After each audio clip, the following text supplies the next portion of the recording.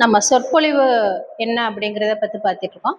சென்ற காணொலியின் தொடர்ச்சியாக ஆன்மீக சொற்பொழிவு அப்படின்றது என்ன அப்படின்னு பார்த்துக்கலாம். ஆன்மீக சொற்பொழிவு அப்படின்றது என்ன அப்படின்னா, மதம் சார்ந்த கருத்துக்களை கேட்குறவங்க மத்தியில் நம்ம மதம் சார்ந்த விஷயங்களை எடுத்து சொல்றது. அப்போ தனி மனித ஒழுக்கம் எதிலிருந்து நமக்கு கிடைக்குது அப்படின்னு பார்த்தோம்னா, நிச்சயமாக மதம் ஒரு நல்ல செய்திகளை பரப்புவதா இருக்கு. அப்போ மதம் அப்படிங்கிறது எல்லாத்துக்குமே ஒவ்வொரு தனி மனிதனுக்கும் ரொம்ப ரொம்ப முக்கியத்துவமா இருக்கு.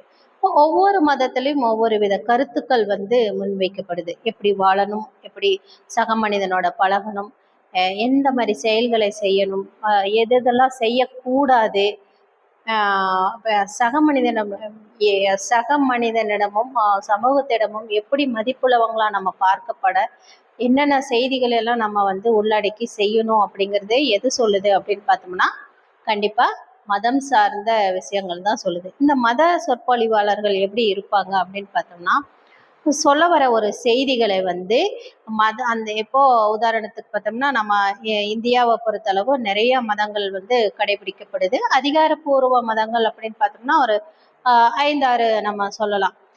முக்கியமா பார்த்தோம்னா இந்து மதம், கிறிஸ்தவ மதம், இஸ்லாமிய மதம், சீக்கிய மதம், அப்புறம் நம்ம இந்து மதத்திலேயே பல பிரிவுகள் இருக்கிற ஒவ்வொரு மதங்களையும் சொல்லலாம். ஒவ்வொரு இந்த மத குருக்கள் என்ன பண்ணுவாங்க அப்படின்னு பார்த்தோம்னா, அவங்களை சார்ந்து இருக்கும் அந்த மக்களை, ஆன்மீக நண்பர்களையும் அந்த ஆன்மீகத்துக்குள்ள இருக்கிறவங்க கிட்ட என்ன வலியுறுத்தி சொல்லுவாங்க அப்படின்னு பார்த்தோம்னா, மத கருத்துக்களை, அதாவது எப்படி சொல்றது, பிறரை துன்புறுத்தாம இருக்கிறது, பிறரை அன்பா வழி நடத்துறது, அவங்க கஷ்ட நஷ்டங்களை புரிந்து அவங்கள கொடுமைப்படுத்தாம சந்தோஷமா கைக்குள்ளேயே வச்சுக்கிறது எப்படி அப்படின்ற விஷயங்கள் சொல்றாங்க.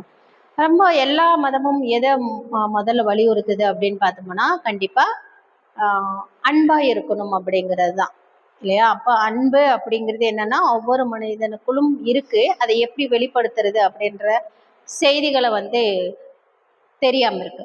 இப்போ இந்து மதம் நம்ம எடுத்துக்கிறோம் அப்படின்னு பார்த்தோம்னா, இந்து மதத்துல எல்லா வித கருத்துக்களும் உள்ளடக்கி இருக்கு. அதை நம்ம யாருகிட்ட இருந்து எப்படி கேட்கிறோம் அப்படிங்கிறது தான் இருக்கு.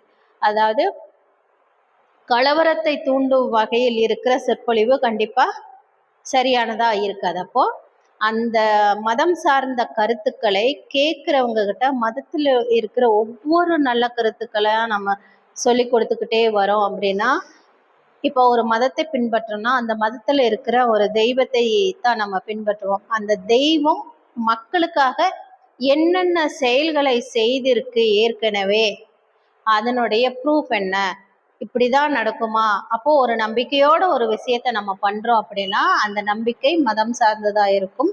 அந்த மதம் சார்ந்த கருத்துக்களை எப்படி சொல்லுவாங்க அப்படின்னு பார்த்தோம்னா, உதாரணத்துக்கு இப்போ இந்து மதம் சொல்றாங்க அப்படின்னா, இப்போ பகவத்கீதையிலிருந்து ஒவ்வொரு ஒரு லைன் சொல்றாங்கன்னா, இந்த லைனை வச்சுட்டு அந்த மனிதன் எவ்வாறு கடைபிடித்தா அந்த தனி மனித ஒழுக்கத்துடன் இருப்பான் அப்படிங்கிறத அவன் கண்டிப்பா தெரிஞ்சுக்குவான், இல்லையா?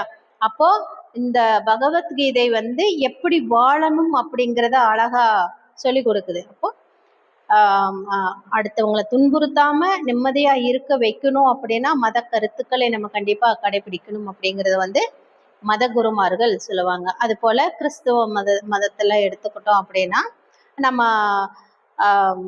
பைபிள் இருக்கு இல்லைங்களா, அந்த பைபிள்ல இருந்து எல்லா ஒவ்வொரு வசனங்களும் இப்படிதான் வாழணும், இந்த மாதிரிதான் குடும்பத்துக்குள்ள இருக்கணும், இந்த மாதிரிதான் உறவுக்குள்ள அன்பா நீடிக்கணும், சமூகத்துல இப்படிதான் இருக்கணும், அரசியல் சார்ந்து இப்படிதான் இருக்கணும், இந்த சமூகத்தின் பெருக்கத்தை நம்ம எப்படி அதை கண்டுணர்ந்து அன்பா இருக்கணும் அப்படின்றத சொல்லுவாங்க. ஒரு சின்ன சின்ன பிரச்சனைகள் வருது அப்படின்னா, ஒரு அந்த மத கருத்துக்குள்ள இருக்கிறது, இப்போ உதாரணத்துக்கு இந்த பைபிள் எடுத்துட்டோம் அப்படின்னா, அதுல இருக்கிற அந்த கருத்துக்களை, ஒரு சண்டை வருது அப்படின்னா இந்த குடும்பத்துக்குள்ள இதனாலதான் சண்டை வந்துச்சு, அப்போ அவங்க அந்த சண்டையில இருந்து அவங்க நிவர்த்தி பெறாங்க அப்படின்னா, இப்போ பைபிள்ல இருக்கிற ஒரு வசனத்தை சொல்லி அந்த மனிதன் திருந்துவதற்கான வாய்ப்பை யாரு ஏற்படுத்தி தராங்க அப்படின்னு பார்த்தோம்னா, கண்டிப்பா மத குருகள் தான். அந்த ஆன்மீக சொற்பொழிவு அப்படிங்கிறது ஒரு தனி மனிதனையும் சமூகத்தையும் திருத்துவதா கூட இருக்குது அப்படின்றத நம்ம எடுத்துக்கலாம். அது போல இஸ்லாமிய மதம் எப்படி ஒரு உதாரணத்துக்கு சொல்லணும் அப்படின்னா, இப்போ ரம்ஜான் மாதம் எடுத்துக்கிறோம் அப்படின்னு பார்த்தோம்னா, அங்க இருக்கிற அந்த